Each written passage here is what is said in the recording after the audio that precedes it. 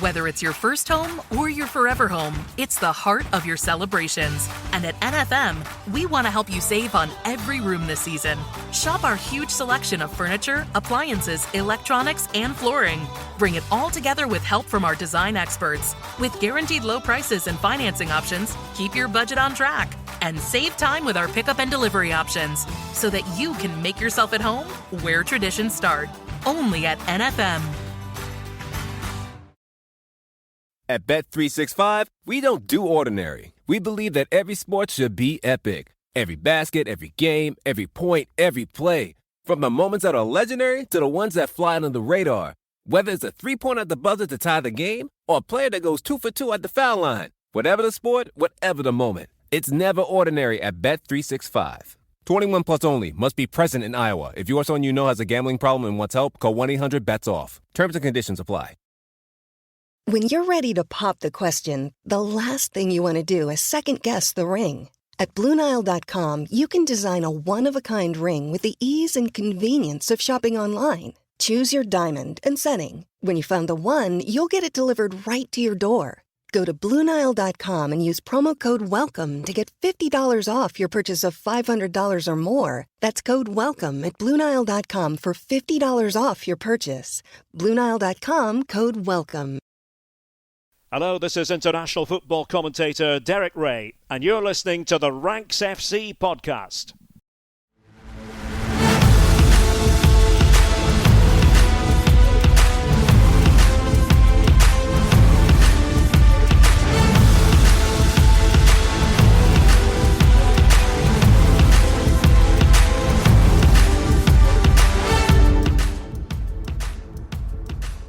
Hello Rank Squad and welcome to Ranks FC. It's your favourite football podcast, back for another week and back to discuss players who might or might not have a bounce back season after a tricky time last time out. My name is Jack Collins and I'll be your host today, and I'm joined by the one and only Mr. Dean Jones, transfer guru. How you doing, mate? Yeah, I'm good, mate. Yeah, we're going to dig today into some storylines that are going to open up early on in the season as we discover whether these lads can have a bounce back. They all need one. There's 7 names in here today that we're going to go through and discuss. And as we go through, we'll determine whether we're backing them or not to have the bounce back that they need. There's elements of confidence in all of them, but there's certainly a few doubts too. So yeah, I think this will be a fun one. Yeah, I'm excited. I'm excited to see what's in here. So we're going to get straight into it because there's quite a lot to get through here. So I'm going to throw it to you and let's open this discussion up. Yeah, fine. Let's start with a Chelsea player. I mean, Chelsea, obviously, the team probably that need a bounce-back season more than anybody else in Europe right now, unless you're Juve, maybe. But, yeah, disaster last season for Chelsea. And Raheem Sterling was the first signing of the Todd Boehly era. So he was kind of the catalyst for everything that went wrong. Sorry, Raz, but it's true. It all went wrong from this moment. It's not your fault, but this was just the start of it. A £50 million deal that was 1 year ago has failed to see him live up to everything he was achieving over at Manchester City when he was helping lead them towards Premier League titles. Raz had a good goal-scoring record across his time, actually, at Man City. Yeah. He'd got 78 league goals across his 5 seasons up there. Always got into double figures. And at Chelsea last season, he didn't even come close to that. 28 games played in the Premier League last season for Raheem Sterling, 6 goals and 3 assists. Not all his fault. Obviously, a lot of instability there last season, a lot of coaches, a lot of different styles of play, but he did struggle. He's actually spoken about this since, and he says, "This is a challenge that I will overcome. It will taste even sweeter to win silverware coming back from a moment like this than when you are winning every single week." That's going to be a hell of a comeback if he can indeed lead Chelsea to silverware next season. They are embarking on another new era under Pochettino right now. We would expect Raheem Sterling to have a big part to play in that. There is an interesting twist to this Raheem Sterling one, though, because there have been already, over the course of last season, doubts about him even staying at Chelsea. There have been, concerns about whether he was completely content at the club, whether they were going to give up on the investment early doors. I actually do believe that if he doesn't start this season well, it could easily spiral. And I can see a situation whereby Sterling ends up leaving Chelsea halfway through the season coming, if it doesn't go well. This is a massive season for him. He's got the Euros coming up at the end of the season. He has to start delivering, and he has to be a big part of this. So you'd think under Pochettino that could happen. The team's completely changed now, so it's a lot of unknown factors here at play. But for Raheem Sterling, it has to be a bounce back. He's never really had a moment like this. Obviously, there's been a few iffy spells. There's been games and moments when he wasn't always able to deliver in, even when he was at Man City. But over a prolonged period of time, Raheem Sterling not really experienced anything like this. I like him a lot as a player. I like him a lot as a personality too. I think he's got a very wise outlook, and I don't think he's jaded by many things in life, to be honest with you.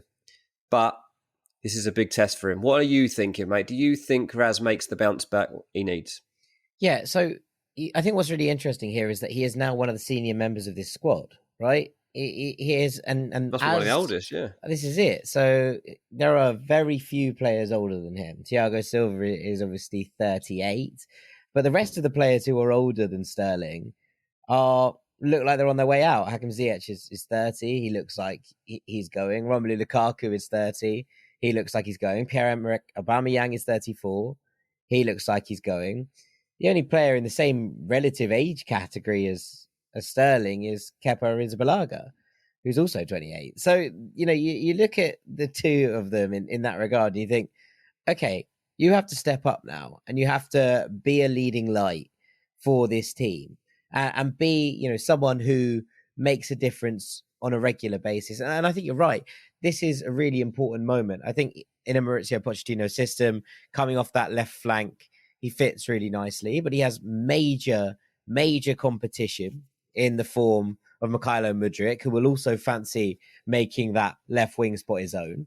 We talked about players and how this works and how these things shake out at the end of last week when we were talking about transfer fees and the biggest transfers in Premier League history. And Mykhailo Mudryk has a lot of points to prove, and yet we're looking at this and going, is this the moment that Raheem Sterling makes that left wing spot his own? So there's question marks, I think, generally about these things. And he's also going to be expected to be the leading figure and the senior figure in this wing core, because you look at the rest of it, Mudryk is 22. Obviously, there's Diego Moreira, although I don't think he's going to play all that much, to be honest, this season. He's going to go back on loan. He's 18. Noni Madueka's 21. And then Angelo, who's just been brought in from Santos, is 18. Christopher Nkunku might play a little bit wide. Yeah, okay, fine. He's 25. Nick Jackson is 22.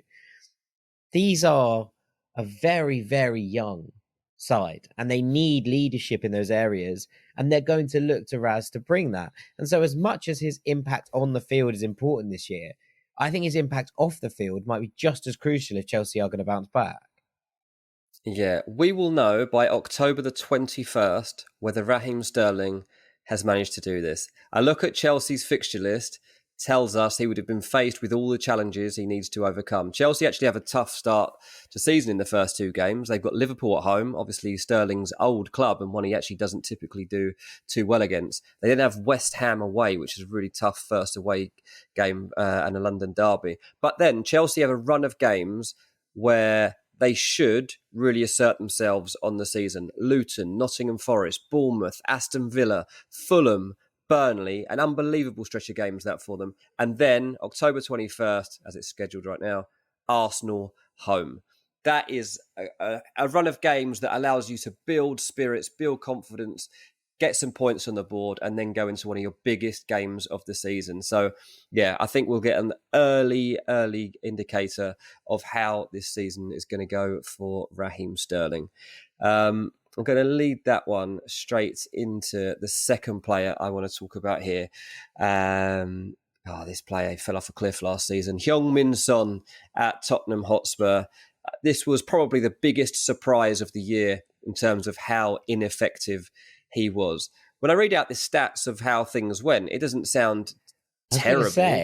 Well, he played 36 games, he got 10 goals, and he got 6 assists. But between basically a goal contribution every 1 in 2, isn't it? It's not. Listen, between August and January, he'd scored 3 goals, okay? Those all came in the same match against Leicester, right? It was all in the one match. He slowly fought his way back. In April, he did have a good spell of games. He got 4 and 5. Sonny was not his old self. Not his old self at all. Now, it turns out there are reasons behind this. We, I think, can back Son to make a huge comeback this season. Let's remember, this was a man who last season was coming on the back of winning the Premier League Golden Boot Award. But, yeah, over the course of last season, ended up with 13 fewer goals, as Tottenham obviously were disappointing and ended up finishing 8th. But, of course, Son did have that eye mask on for a while, even at the World Cup. He fractured his eye socket, so that was obviously a problem. But it's turned out that Son also had an underlying problem that none of us knew about during pretty much the entirety of last season. He's revealed that he was being limited to playing, he reckons, around 60% capacity last season. And at the end of the season, he has had a hernia operation, which should mean that problem has eased. He said he could always feel it. Every time he made certain movements, certain runs, he could feel this pain. And he played through it all season, with us all judging him and saying, what's happened to Son? Why are his levels dropped here? You know, the assists, the goals, the numbers are falling off here. It doesn't really make sense. Where's this connection with Kane gone? Well, it turns out there were underlying reasons. This is a man I am 100% backing for a comeback season. First game Tottenham have got Brentford away, then Man United at home. 2 massive fixtures for Sonny to assert himself on this team. As long as he is fully fit in time for the campaign. He's as we're recording this, he's in Australia. I should probably point out, actually, we are recording this a little bit earlier than we normally would, just due to our own scheduling over the summer.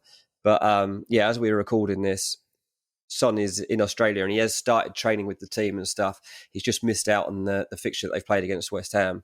But all expectations is that he's ready for the new campaign. And yeah, look, again, a new era at Tottenham, like Chelsea about to undergo. They've got Ange Postecoglou come in, going to play a new style of football.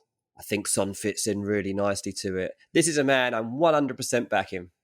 Yeah, I mean, I was really intrigued by some of his comments. And again, it goes on to this kind of role off the pitch as well as on the pitch. But he was speaking about his responsibilities on the official Tottenham channels this week. And I thought it was really interesting. He's 31 years old now. He said the longer seasons you have, the more responsibility you take. So I need to take big responsibility from here now because I'm this age. I need to take the players with me. I have to help the young players. When I join this flight to Australia, I feel like I need to make another big step for myself and for the club. My season, I hope, is going to be very special. So, yeah, I mean, I completely agree. And I think that you'd be a bit mad to write Son off after a tough season, especially given the circumstances that you've highlighted there. But, there is also the kind of holding thing of it's a new system, it's a new setup, it looks a little bit different. How are Tottenham going to deal with that? We saw them go 2-0 down to West Ham in that first game of the summer series and come back to bring it back to 2-2 and then lose 3-2. I was relatively impressed. And I know that there was a lot of comedy on the internet. Spurs are 2-0 down in Ange's first game after 20 minutes. It's going to be look, this happened at Celtic, right? The first games in pre-season was all a bit mucky, but there are definitely things that you look at that and go, Spurs are going to be fun. Spurs are going to be loads of fun. They might concede a few goals here, but they're going to score a lot of goals as well. And actually, when you kind of bear all of that in mind, I think it's a system that should play into Son Heung-min's hands if things all, go to plan. Because when you look at what Ange did at Celtic and you look at the way that Dyson Maida basically played off that left wing, Jota was brilliant off the right, but Daizen Maeda, who is kind of a forward being played in a wide role, playing off that left wing, I think that really could suit Son's game. You know, he's quick, he's direct. Maeda, he's someone who likes to get in behind.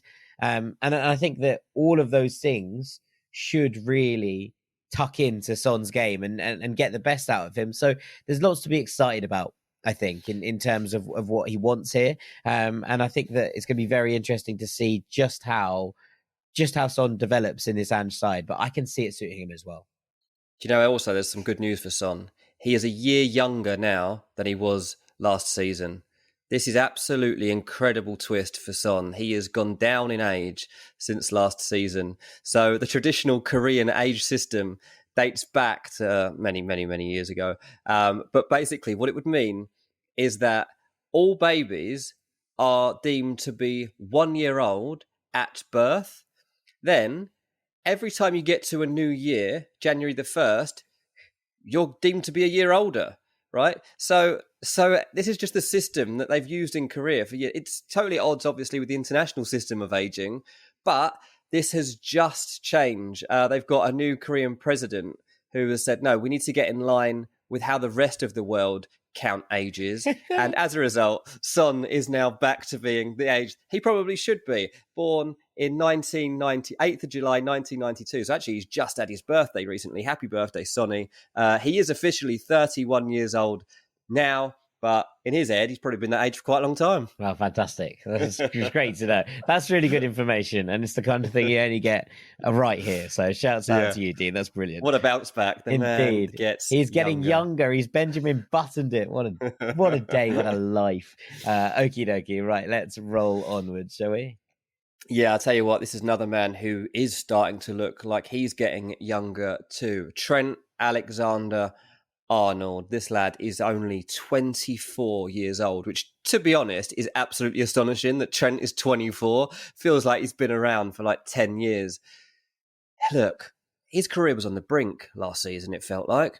He was targeted, he was mocked, he was trolled, not just by people on the internet. It seemed at times like his opponents were doing all these things to him. Clubs were literally targeting him at right back because they felt they could absolutely take him for a ride. I remember that Brighton game that Liverpool played against it was October last season, and Trent had one of the worst games imaginable. He was given the absolute runaround by Trossard. He was giving the ball away. And to be honest, it became a little bit of a theme for a while for Trent and how his season was going. I think mentally he'd have found it extremely tough to come through that period. And you were thinking, there's no way around this. Like, there's absolutely no way he can continue to play right back, because we've already known for a while that, like, once you get him going backwards, you've got him on toast, basically. Defending is not his strong point. Then, 10 games for the end of the season, Klopp tries him in this new role. So he still technically starts at right back, but inverts, comes to the midfield, starts to actually show his passing range, basically becomes the quarterback of Liverpool FC.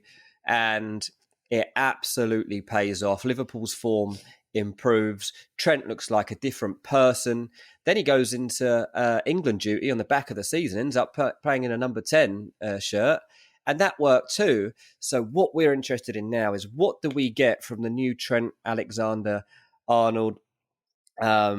This is such an interesting one because we've got such a small pile of evidence to show as to how he actually plays this role. And because Liverpool have brought in new signings over the summer that still have to get involved into this midfield setup, you know, McAllister and Szoboszlai are very good signings, but we don't know exactly how they will play together from the off. And of course, as we're recording this, we don't know exactly whether Lavia or somebody else is coming into that other role. But it'll be at times an unfamiliar look to Liverpool's midfield. But maybe that's a good thing for Trent. Maybe it's a complete fresh start, and it's what he needs. I have to be very careful as to, like, expecting too much from him in this role. It's funny because in Fantasy Premier League, which obviously people are drawing their teams up right now for, he is one of the players that everyone seems they need. He is the highest selected player, I think, actually, as a defender. I know, like, as we're changing this, it's just actually changing. But he is right up there. Estupiñán is clearly the most picked player. I think that's because of his value. But Trent is an £8 million player in Fantasy Premier League this season as a defender. That is far and away the most expensive defender in the game. It's because everybody obviously expects him to play this role, being on free kicks. There's actually quite a lot of pressure and expectation on a player who, for a large part of last season, wasn't doing a lot at all. And to be honest, looks like, well, his international career looked over and his club career wasn't looking great. This is huge for Trent. I think Liverpool generally obviously want a bit of a comeback season because for so long it was disappointing. They managed to bounce back towards the end, just like Trent did.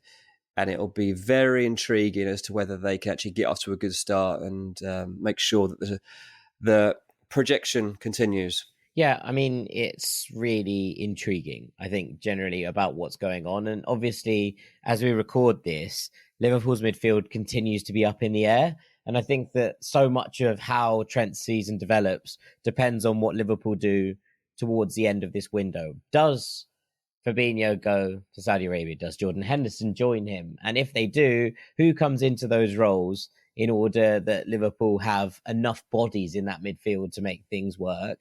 And if they do, you mentioned there that Trent's 24, he becomes one of the senior players in this midfield. And that's a big step up as well, whether he's going to be kicking around in those areas and whether he's going to be changing things, making things different, and actually whether he's going to be playing in an actual out-and-out midfield role, or whether he's going to be diving into that box midfield from right back. These are all questions that we yet to see, and we yet to see Liverpool kind of develop these ideas in pre-season, who goes where. And, another factor in this is not just the midfield. Do Liverpool bring in another right back? Or do they feel that someone needs to step in and make a more kind of hybrid role on that right-hand side? There were links to Jurrien Timber. Obviously, he's signed for Arsenal now, but those kind of links made sense in terms of what he could offer as a sort of centre-back, right-back hybrid who's able to play in different roles depending on what the game demands. So all of these things are intriguing, I think. And what happens next for Trent and what happens in this season is still very dependent. So I'm not going to say that he is not going to have a good season, but I think that maybe more than any of these players, there are factors outside of his control that feel like major circumstantial bits in order for him to have the season that we're all hoping that he can have. Yeah, absolutely that. And, it's a story I think almost everyone in football wants to see continue for Trent. This is a player that is unbelievable technique. He's got a great vision. It's all there. He's just not a right back. It's as simple as that. This is a player that should never have even been playing right back in the first place. As a youth player, he wasn't playing right back. Should never have ended up there. I don't know. I'm not completely sold on this conversation, and I never have been. In that, I think that when you have a player with the delivery and ability that Trent has from those areas, you need to get him into the areas that he can then be dangerous from. And Liverpool for 2-3 years were getting him into those areas, and therefore the position that he was thriving in, it might not have been a traditional right back role in terms of what he was asked to do, but it was the right position for him to thrive. Now, the game has potentially changed a little bit. We've shifted onwards. There are changes in systems, in formations. This is what makes it so wonderful and exciting. But just because his system or this system doesn't feel like it fits him perfectly right now, doesn't mean that he always has struggled in that point. So I would just raise that as a defensive trend. Yeah, it's like sticking David Beckham at right back, mate. Absolute silly stuff. If it meant he was getting 15 deliveries a game, you'd probably buy it. Imagine Becks have been a right back. Right. Good luck, Trent. We hope to see you bounce back. Now, going to switch down to London, where Kai Havertz has made a £65 million transfer from Chelsea to Arsenal in a bid to kind of save his reputation, I think, in the Premier League, also change his environment and hope that he can get back to the sort of form that we were all expecting to see when he first made his move into the Premier League. Now, I feel he's got a lot on his shoulders here. I think that if it doesn't start well, he's going to have to deal with a lot of new pressures. And he's already had a difficult task to overcome in his first days as an Arsenal player. I think probably most people would have seen the MLS Skills Challenge that Kai Havertz was involved in when Arsenal flew out for their pre-season tour. In one of their first days in America, Kai Havertz takes place in the MLS All-Star Skills Cross and Volley Challenge. He gets 14 chances with volleys, all perfectly weighted crosses. All he's got to do is score. Kai Havertz failed to score a single volley. They were all saved or off target. One hit the bar, but it wasn't good. So he's already been mocked by Chelsea fans online for what is a record. No one who'd done this skills challenge had ever missed all 14 volleys. And Kai Havertz, remarkably, did that. I can't believe it, to be honest. I can't believe that Kai actually did that, because he's a great technician of a ball, and it doesn't really make much sense. Unless he really wasn't taking that seriously, then it doesn't make any much sense. But you'd think just from a personal standing, you'd be like, if that was me out there, I'd be like, I can't have 14 volleys and not score one. But this is the sort of thing that will happen during the season that he'll have to overcome. And, say Erling Haaland, when he had his Community Shield miss and he was mocked for that, people were like, oh, he's actually not going to do it. And then he bounced back, first game of the Premier League, bang, off we go. I think Kai needs a really strong start to the season. Now, Arsenal fans are sore defending Kai, say, well, to be honest, we don't really need him to score goals because he's not playing striker for us. You were silly, Chelsea, because you expected Kai Havertz to be scoring goals week in, week out, and he was never actually going to do that. We're going to use him as a number 8. Kai's stats at Chelsea last season as a centre-forward, played 35 games, he scored 7 goals, and he got 1 assist. Like, we have not seen a reflection at all of what Kai Havertz is truly capable of. So let's see the use of him at Arsenal next season. Let's see how they manage his game time, as well as exactly how he slots in to that lineup. As an 8, I quite like it. I'm told that we should expect Arteta to slightly alter the shape of that Arsenal team next season. It won't be the same setup that we saw last year. It's being modified over the course of pre-season, ready for the new term. And that is so that Kai has a defined role that he fits into more easily than it would look when you compare the team that Arsenal used last season. Yeah, I mean, I'm not particularly worried about the skills challenge in the MLS All-Star game. There are parts of Kai Havertz's game that I love, and there are parts of it that I have, that I think need work. I think that Chelsea misused him. His greatest strength is ghosting into the box from late positions, that kind of Thomas Muller-y vibe that we've been speaking about for years. And look, regular listeners to the show will know how much I love Kai Havertz. I think he is just such a wonderful player, and he's been misutilized heavily at Chelsea. I do have some reservations. I think this is a good move for him, but I do have reservations. And my main reservation is I think that the role that Kai Havertz will be best at in this Arsenal team is on the right-hand side of a midfield 3, ghosting in on his left foot. The problem is that Martin Ødegaard plays there, and he plays there exceptionally well. And it means that Havertz is going to be shifted off to probably the left-hand side of this. Now, we haven't quite seen what Arteta's new system looks like yet, and I imagine that there's going to be plenty of development on that. But it does slightly concern me. I would just add that, Havertz's best performances in a Bayer Leverkusen shirt came from that attacking midfield 10 role and off the right wing. And so they were the positions where he was, yes, able to ghost into the box, but also able to get onto that left foot and make things happen. I just worry a little bit that the angles aren't quite there for him if he's playing on the left-hand side. Now, maybe that means that he suddenly strikes up a major assist total and doesn't look at the goal tally quite so much. But I think, for me, he's always had the potential to be a really good goal scorer. And I'm not 100% sure that this position is going to bring the best out of that. So that's my major concern. But with all that said, I do think that Arsenal feels like a better fit. It feels like a more natural, fluid fit where he's going to be able to ghost around a little bit more and make those late runs, which he's so good at. And for all of these different elements. And for all of these concerns I have, I'm still convinced that this season is going to be a positive for Kai Havertz rather than a negative. Yeah, just bear in mind when you're listening to this that you might have just seen Kai Havertz play a couple of games for Arsenal because of when we're recording this. So Arsenal's have MLS All-Stars and Man United by the time this pod has actually come out. And also on Thursday, 27th of July, Arsenal play against Barcelona. Tomorrow. Which by then, yes, tomorrow. Or today, maybe, even if you listen to it a day late. Arsenal are playing Barcelona. So look at that one, because that's probably the game where you're starting to get the best idea of actually how Arsenal are shaping up with their team, and they're starting to get towards full fitness before they head back to England to finalise their pre-season.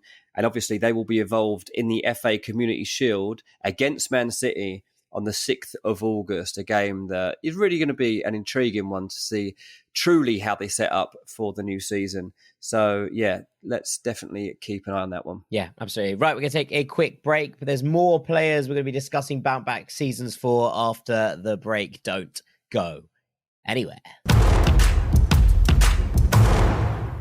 It's well hot out there, Rank Squad, and so there's no better time to stay hydrated. Whether that's kicking a ball around with your mates at five-a-side or bopping round your favourite festival, the golden rule is that hydration is key. Whether it's prepping beforehand, in the thick of the action, or recovering afterwards, you can stay hydrated with Liquid IV. Liquid IV hydrates 2 times faster than water alone, with 3 times the electrolytes of traditional sports drinks. I've started using this stuff on Monday nights down at five-a-side, and after all the big weekends that have dotted my summer landscape, and I tell you, it's a joy. You don't keep your skin looking this good by accident. Arriving in convenient little sachets, it's quick and easy to use, and the acai berry flavour gives it that extra summer joy for me. But if that doesn't float your boat, there's 11 other flavours for you to try in your rotation, and if you're looking for the science, well, Liquid IV contains 5 different essential vitamins: B3, B5, B6, B12, and that big old vitamin C hit to boot. On top of that, you're doing your bit for some good causes. Liquid IV believes that access to clean and abundant water is the foundation of a healthier world, and so they partner with leading organisations worldwide for innovative solutions to help communities protect both their water and their futures. To date, Liquid IV has donated over 39 million servings in 50 plus countries around the world. You can get 20% off when you go to liquidiv.com and use the code RANKSFC at checkout. That's 20% off anything you order when you shop Better Hydration today using promo code RANKSFC at liquidiv.com. Welcome back to Ranks FC, where we're discussing potential bounce back seasons for players. And let's move on to someone who's really got a point to prove, Dean. Let's move on to a little Brazilian magician who used to set the Premier League on fire. Oh, man, Philippe Coutinho, come on. We've been waiting and waiting and waiting. More attempted bounce backs than any player I can actually think of, to be honest with you. It's sad, to be honest, the state that Philippe Coutinho has got to. He's now 31 years old. And it's proving a popular age on this podcast. He seems to me to be prime Saudi Arabian material meat. Like that. This is exactly the sort of play you're thinking of. All these players, like, surely Coutinho is going to end up in Saudi Arabia, maybe even has by the time people are listening to this. But I'll be absolutely amazed if we ever now see Coutinho back to his best in the Premier League. But somehow or another, I want to see this guy back. I want to see flashes of what he's capable of doing. Last season at Aston Villa, 20 Premier League appearances, 1 goal, 0 assists. I mean, the last time he had a good return was with Bayern Munich in the 1920 season. I don't mean like over 100 years ago. I mean the 2019-2020 season, when he got 23 games under his belt and he scored 6 goals and 6 assists. Look, it's still not great. When he left Liverpool, he'd been scoring pretty much every other game over a course of 2 seasons.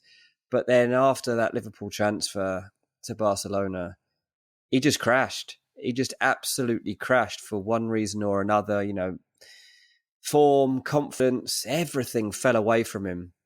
Shouldn't really be in this situation now because he's still young enough to have Good season ahead of him. Of all the players we've talked about so far, there's definitely the least faith in Coutinho coming good again. It's just got to find the right project. He's got to find the right manager. Got to find the right position. They're three massive things that have been a problem for him ever since he did leave Liverpool. So, yeah, I'm afraid that this one, in terms of being a bounce back, I'd probably rank it the most difficult of all to actually see. Is there any reasons that you believe that Coutinho can light up the Premier League or La Liga or anywhere else? I'll tell you what, I was sketching out an episode for a couple of weeks' time, which is players that desperately need a move, which will push in a little bit further towards the end of the window. And Philippe Coutinho was very, very high on my list. Right, a player that just needs to get out. There is no space for him, I don't think, in an Unai Emery system. And I think you look at the difference between that first half season on loan, right, where he got 5 goals in 19 games, and the one in 20 appearances last season, most of which came under Steven Gerrard in the first half of the season. It just looks like there's clearly no future for Philippe Coutinho under Unai Emery at Aston Villa. And that's completely fine, by the way. It's not an issue. And Emery has got his system. It's working. Why would he change that up? There is no reason for him to do so. And therefore, I think that he's probably making the right choice. I don't know where it leaves him, and I don't know where he goes. And I have no answers to the problem in this regard. I think that there are so few teams now who, across Europe, to be honest, who would take a gamble on Coutinho, given what we've seen from him of late.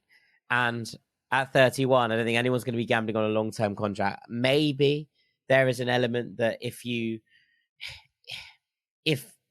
Roma lost to Dybala, for example, would they take a gamble on maybe putting him into one of those slots behind the striker? Maybe. Would they be able to afford him? Probably not, considering the FFP stringencies and the other issues that Roma have to address in their squad this summer. There's so many question marks over where he would fit. And I'm stressed for him in that I can't see any outballs apart from maybe relinking up with Steven Gerrard at Al Ettifaq. So it makes me sad, but I can't see this because I can't see where he goes to have said bounce back season. Yeah, a sad demise for Philippe Coutinho. Hope he proves us wrong. Hope he finds the right club. But as we sit here, I don't think anyone listening or us two can actually see Philippe Coutinho getting back to those levels. Hit us up if you have a landing spot for Philippe Coutinho on Twitter. Yeah, 100%. Now, let's go to another former Liverpool player who has also struggled since he left them.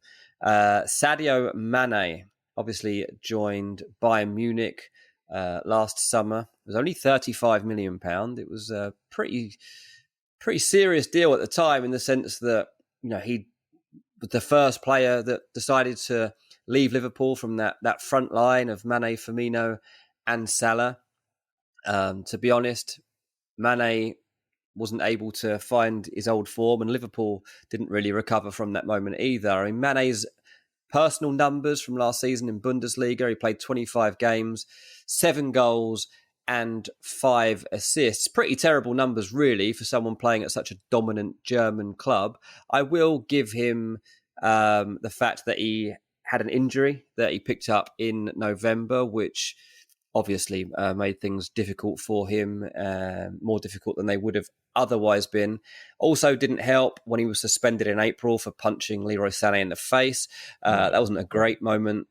But yeah, in all competitions, he got 12 goals, and it's a mile away from the Mané. He was just not the same player. He wasn't that we used to see at Liverpool when him and Salah would share the responsibility of guiding that team towards great things. Now, Bayern have got to the stage where they would actually be willing to cash in on Sadio Mané already. Not only that, Sky Germany recently reported that they would be willing to take a loss on him. They'd sell him for £27 million right now. Wow, it was reported last crazy. Week. They were willing to take a half cut on it in order to get him off the books after that. And look, there's been some really brutal comments from Thomas Tuchel, who basically was just like, he fell short of expectations He doesn't look like he's going to have a starting position. He knows my opinion and opinion of the club. It doesn't feel like there's a future for him, right? Yeah, well, he also said in that he said, let's see, crazy things have happened in football. I mean, I don't think it's a crazy thing to manage to find a way to get Sadio Mané into your starting 11, but it feels like there's some friction here. Mané himself, guess how old he is, by the way? Oh, he's got to be 31 by now. 31, he's determined to see this through. He's determined to actually stick at Bayern, turn this situation around and show that this can be a positive transfer for him. If he can get back in this team, I absolutely believe in him. You know, I think that there's absolutely no reason Sadio Mané should not be a resounding success in Bundesliga and for Bayern Munich as well. It just feels like it's Thomas Tuchel's got a problem with him right now. And obviously that could be something that's fair enough that we don't know about. But if it's just based on football, there's no reason why Sadio Mané should not have a massive bounce back next season and help Bayern comfortably go and win Bundesliga rather than winning it on the final day of the season, and comfortably put them into the final stage of the Champions League as they try to hunt down that trophy. Yeah, I mean, there's, again, if you can make this work, there's a really, really good footballer in there. Of course there is. It's Sadio Mané we're talking about here. When this isn't just someone who has suddenly had 5 or 6. Again, it's not Coutinho. And I think you can look at the Coutinho thing and be like, how many good seasons has he had in the last 4 or 5? And the answer is very few. This is very different to that. Yeah, he got 12 in 38 for Bayern Munich last year, which isn't great, but it's also not dreadful. And I think that when you kind of put all of those things into context, it means that if you can make it work with Sadio Mané, I think you should. And although it doesn't look like it's going to be a thing at Bayern Munich, where are the options if he was to leave? Because there's been rumours that Chelsea are linked, but with Mudryk and Sterling, as we've discussed right at the top of this podcast, on that wing, does that make any sense whatsoever? No, not really. I mean, again, if this doesn't work out for him, there's already offers on the table coming from Saudi Arabia, which you wouldn't blame him for taking at this stage, but it genuinely feels like he's got a determination to continue to prove himself in Europe rather than go chasing that money right now. So I would blame him a little bit more than I would blame, say, Coutinho. Or blame him is probably the wrong word, but I think I'd judge it harsher than if Coutinho went. If Coutinho went, I'd be like, look, fair enough. You came back, you gave it a go after a bad spell at Barcelona, where there was that good bit at Bayern Munich, and came back to Premier League, gave it a go. It worked for a little while. It stopped working. The manager doesn't suit you, and I don't see any other landing spots. But if Sadio Mané is available for 17 million, as is being touted, then there is a host of clubs that should be interested, because there is 100% still gas in Sadio Mané's tank. Yeah, I think so too. I mean, I'm still surprised he left Liverpool when he did. I still think that Liverpool felt the effects of that for a long time afterwards. There's obviously no way back to Liverpool now, but you'd feel like last season wouldn't have been as big a problem whenever Salah went through a dry patch if Mané had been on the other side of that attack. And with that in mind, he should be able to be a success pretty much anywhere across Europe, including all those big Champions League clubs. So let's see what the future does hold for Sadio Mané. The final player I want to discuss is a wonder kid who is no longer a kid. Wonder kid now. Yeah, he's no longer a kid, but he feels like he is because he's just not getting the breakthrough that he should have made by now. And it's João Félix. By now, he's not 31, by the way. By now, 23.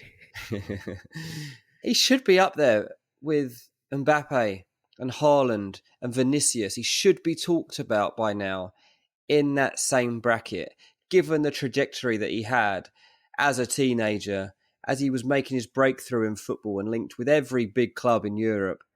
He's just nowhere near it. Look, I'm going to defend him to a certain degree. When I saw him play for Chelsea last season, and I saw him a couple of times live, as well as obviously on TV the rest of the time, there were several occasions when he was the best player on that pitch by a distance. Oh, yeah. This is a man that, in terms of ability, everything there to be capable of a bounce back. He probably doesn't even feel like he is a bounce back right now. He's probably quite happy with his personal form what he needs is a club, a style, a formation, a position that actually suits him and allows him to thrive. Because at the moment, he's a bit of a nowhere man.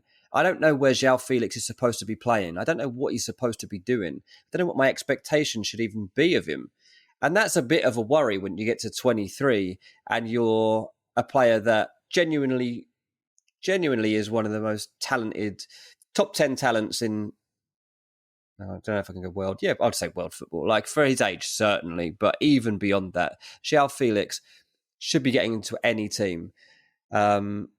Now, Chelsea didn't want to keep him permanently beyond the end of the season, which I was slightly surprised about. Maybe it's just that they were already signing Nkunku and had Nicolas Jackson. They had a trial run of a player in that kind of second striker mould with Félix, and then they'd already signed Nkunku. And I think that if that deal hadn't already gone through, then maybe we'd be thinking about something slightly different in this regard. But ultimately, you don't need more than... I actually think that João Félix would suit Pochettino to a T.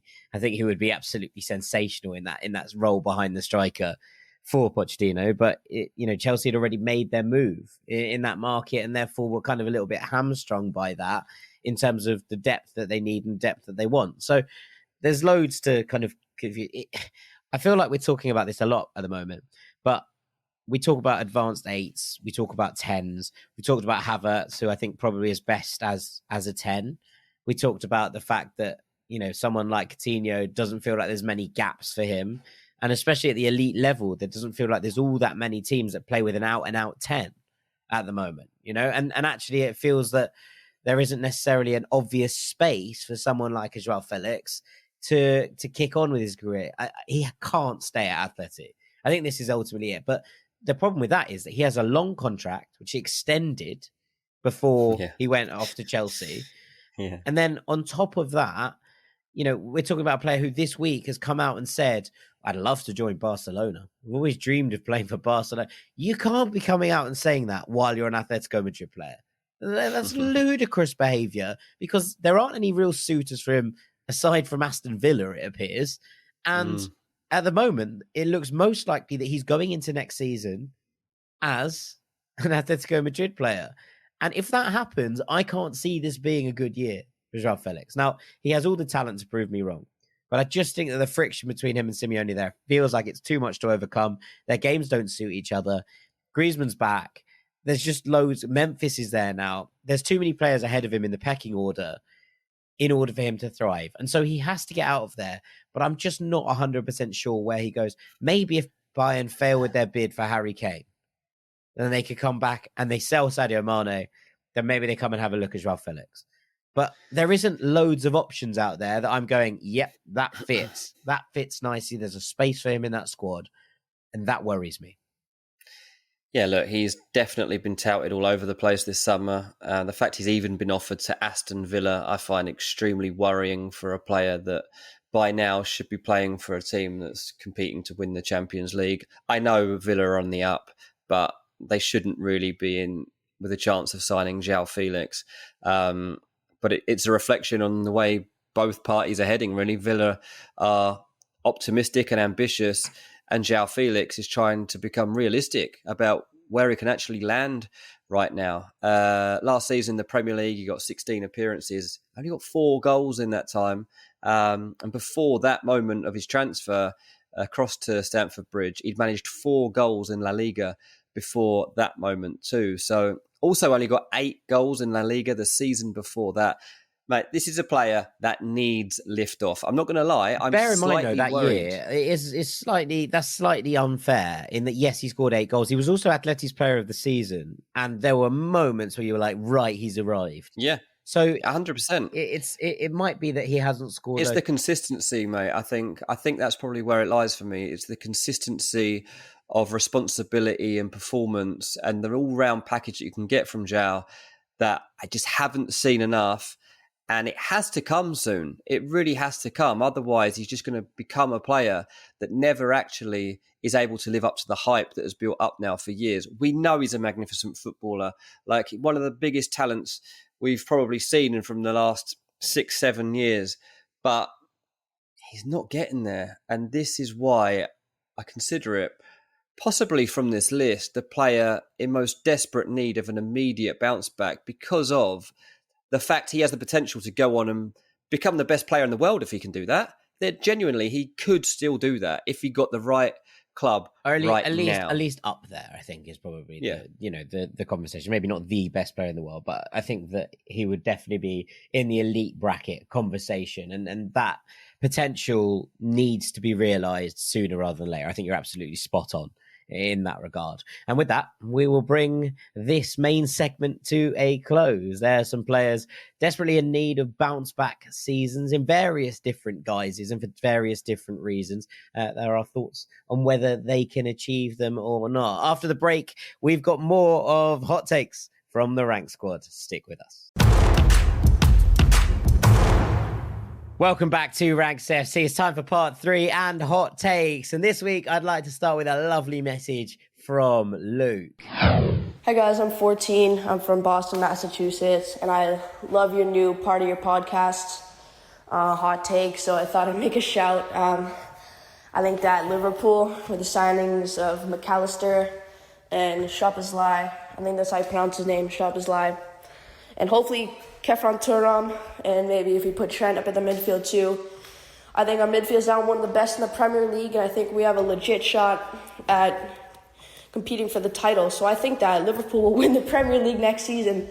That's my hot take. Because I think our front three didn't get enough chances. I think with our new midfield, they'll help them out a lot.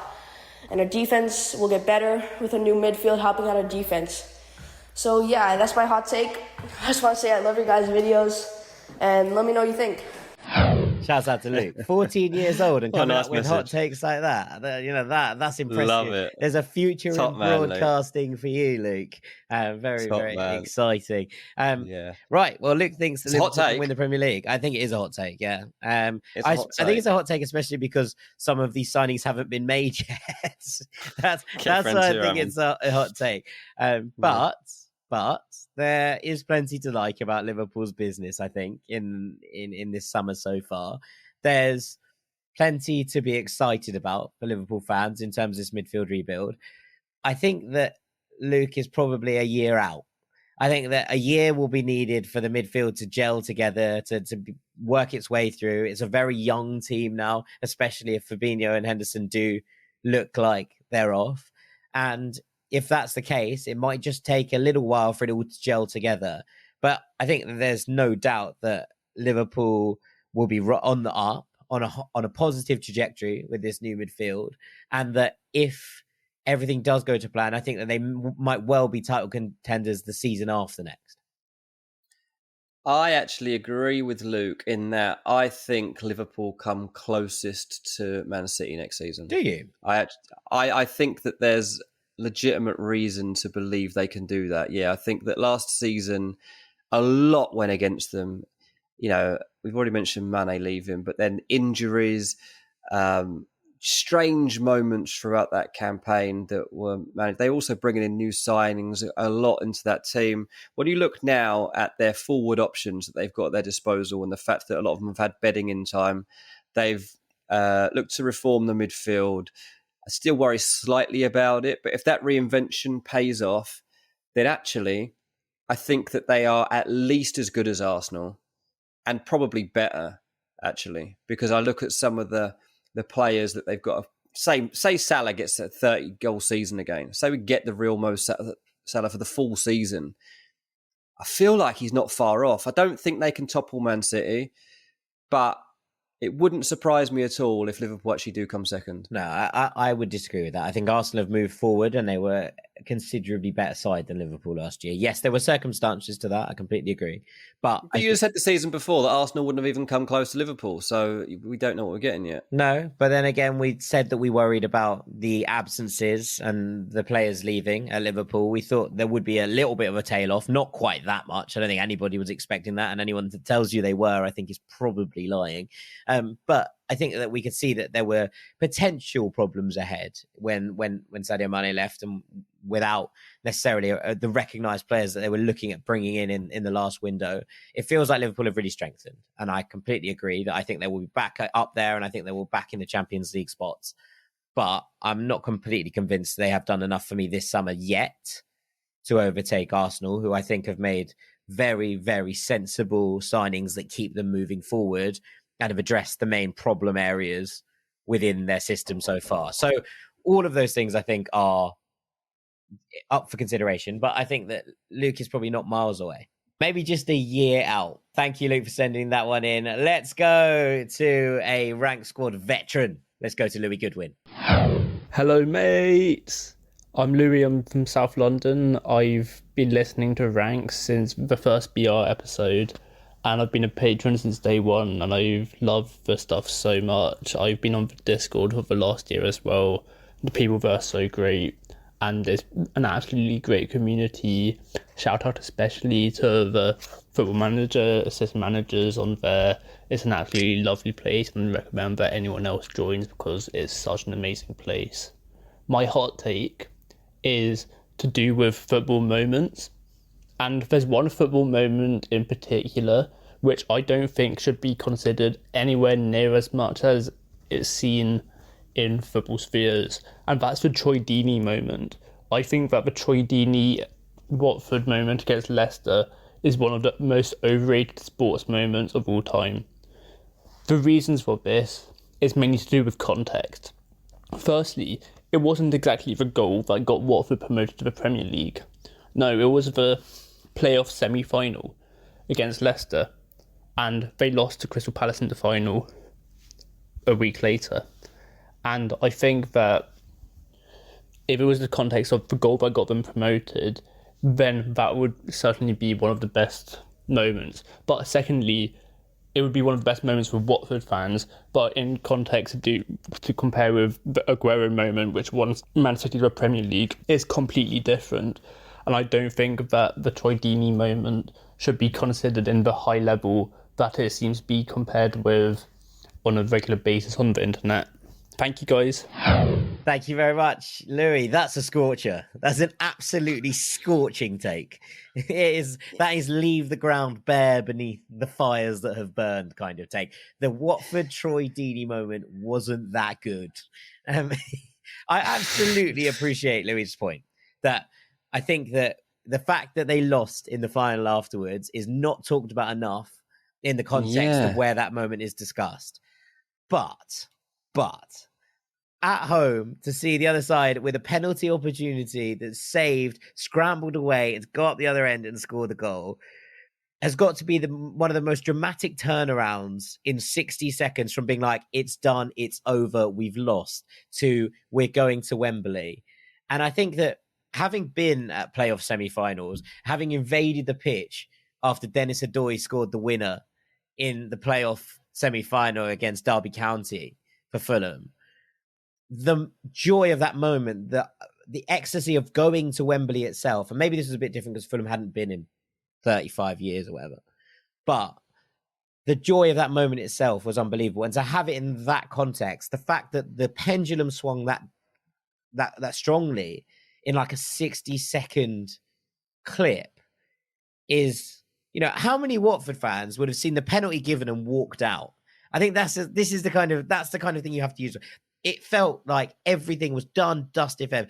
If Knockaert had screamed that penalty into row Z rather than it being saved, Leicester win that game. He doesn't have to score. He just has to not keep the ball in play. And the fact that it's the timing of it, there was something quite similar, I think, years back when Brentford played. I can't remember if it was Rotherham or Yeovil, but Marcelo Trotter hit the bar in this penalty, and it would have sent Brentford up if they'd scored the penalty. And instead, they went down the other end and scored. I think it was Rotherham. So I think that those moments are remembered because of the swings of pendulums. And that's why I think as a fan in the stadium, that must be the most ridiculous explosion of emotion that you could ever imagine. But I do completely take Louis' point on the fact that it didn't send them up and they didn't get promoted is not talked about enough. Yeah, I just quickly Googled it while you were talking there, and everywhere's labelling it like the the most historic moment in Watford's history, the greatest moment in football history, like everywhere's declaring it as that. And he's right. Like in the context of things, it was just a semi-final. I would actually argue it's not even the most dramatic thing I've ever seen happen at Watford. I was at a game at Watford in 2008 and I was reporting on this game and it was an absolute nightmare.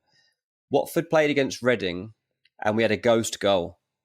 A goal was given when the ball had not even gone in the net. It had gone past it. And there was a miscommunication between linesman and referee. And it was given as a goal. But actually, the ball had gone wide. It was absolutely ludicrous. There was obviously no goal line technology or anything. And it was given like... At the time, I was like, "This is embarrassing. Like, what's going on?" Everyone's like, "It should be a goal kick." Like, what's going on? So I would say, go and look it up. By the way, Watford Reading 2008 ghost goal. Reporting on that game, trust me, was one of the most biggest challenges of my whole career.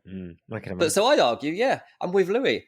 Not even the most dramatic thing that's ever happened at Vicarage Road. Right. Okay. I've actually scored a goal at Vicarage Road, so that might be the most dramatic thing that's ever happened there. I mean, most unexpected, yeah. Wow. I didn't expect that kind of shade. Right. On that, let's move on to Dallas. Hey, guys. So, in light of the podcast with Harry Brooks recently, where he was very negative about Chelsea, I wanted to come on and share a little reason for optimism in the form of a hot take. So, I think there are definitely questions that can be asked about Chelsea's attack, but my hot take is that Chelsea, if they stay healthy this upcoming season, will have the best back four in the entire league. I think you can back that up by saying Reece James and Ben Chilwell, when healthy, are the best fullback pairing in the league. And I don't know if it's really that close. Maybe looking at Liverpool, but Trent is a midfielder, so I don't think that really counts. So a little bit of everything, attack, defense from those two. I think you have great backup for both of them. Malo Gusto and Ian Matson and Lewis Hall on the left, as well as Cucurella, if he has any kind of a renaissance under Pochettino this season. And then I think if you look at the center backs, the set of four of Levi, Colwell, Benoit, Betty, Achille, Wesley Fofana, and Thiago Silva has a fantastic mix of profiles, as well as the experience of Thiago, who was one of the best center backs in the entire league last season, and Colwell, who I think is on his way to becoming one of the best fullbacks or center backs in the world. So, I think those guys, and then you add in Trevor Chalobah as the fifth option to back up as the third string right back, as well as just a great squad piece to have as a fifth option at center back. I think that is deeper and more talented than any other in the league. So that's my hot take. Let me know what you guys think. Yeah, I mean, I don't think it's that hot a take. It's I think in terms of I think in terms of profiles, I also say that I would always include a goalkeeper in terms of what a defensive line looks like. And in that regard, Chelsea fall down a little bit. Now, you know that I'm probably hotter on Kepa than most people, but I still think that he is a capable goalkeeper rather than a brilliant one.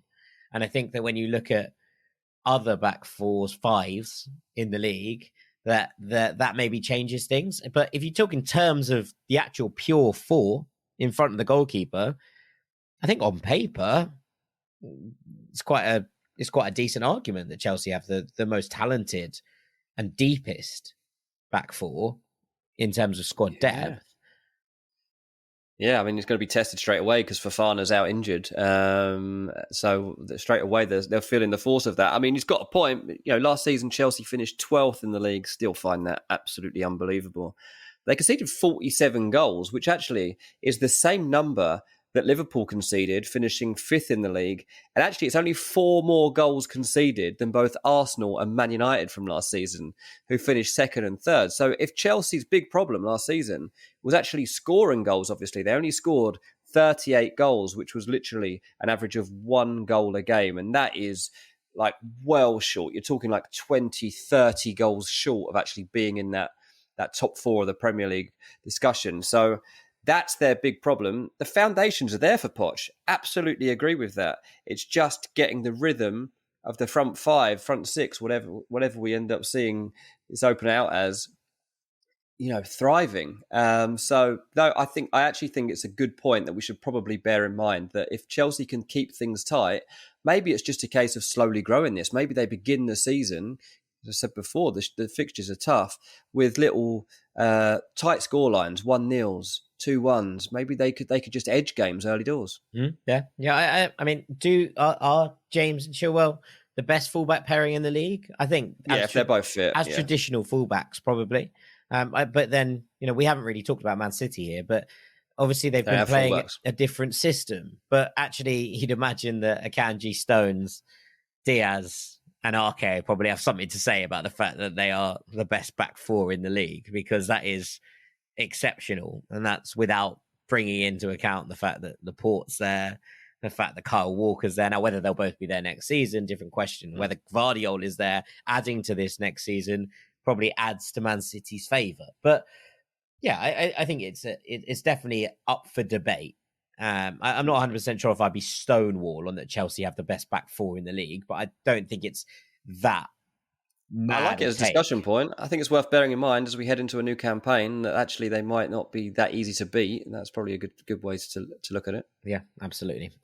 Okay, then with that, nice one. Well done, everyone. They were great. Great hot takes. Thank you to Luke Hiles. Thank you to Louis Goodwin, and thank you to Dallas as well for sending them in. We will be taking more of these, so please do get them in to me on Twitter or Instagram or the Discord. If you're on there, we'd love you to come and be part of the Discord. It's a brilliant community. There's a link to joining the Patreon at the bottom. You get 2 extra episodes a week and access to that Discord and the ability to ask questions on our Monday post box. There's loads to discuss in there, so it's very exciting and a great place to be. We'd love you to join us ahead of the new season. But for now, all that's left for me to do is to say thank you so much to Mr. Dean Jones. Cheers, mate. I've been Jack Collins. This has been Ranks FC. Thank you so much for listening as ever. We all hope you have wonderful weeks, and we will see you again very shortly. Take it easy, gang. Peace.